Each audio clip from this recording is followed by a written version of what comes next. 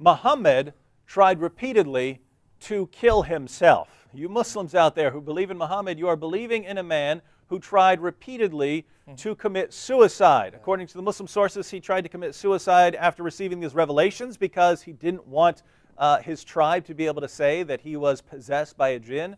And according to Sahih al-Bukhari, your most trusted, reliable source on the life of Muhammad, he tried again to kill himself later on when revelation stopped. That's right. So let me go ahead and read two passages, and then we'll continue moving.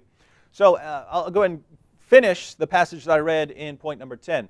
He says, "Now none of God's creatures was more hateful to me than an ecstatic poet or a man possessed. I could not even look at them. I thought, woe is me, poet or possessed. Never shall Quraysh say this of me. I will go to the top of the mountain and throw myself down that I may kill myself and gain rest." He wanted rest from whatever this was that was tormenting him, right? Because whatever it is, it's pressing on him until he thinks he's going to die.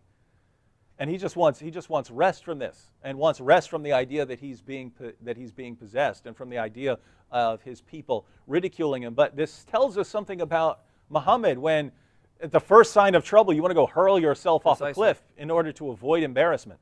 To show a contrast with the true prophets of God, it's vitally important to let the audience know that any time a true prophet or a righteous person has an encounter with God or an angel or even the Holy Spirit of God, their initial response is fear, but it's that entity, whether God himself or the angel or the Holy Spirit, that comforts the person and says, do not be afraid, taking away their fears in order to have this encounter with God. So you see the difference there, David?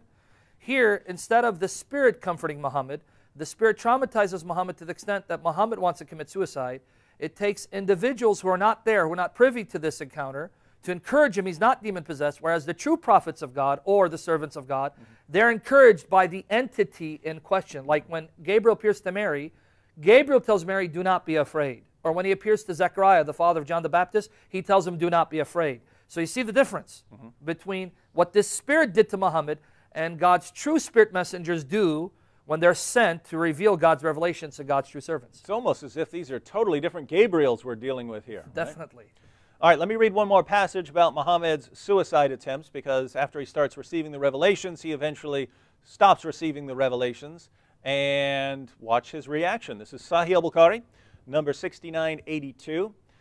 It says, "But after a few days, Waraka died, and the divine revelation was also paused for a while, and the prophet became so sad, as we have heard, that he intended several times to throw himself from the tops of high mountains.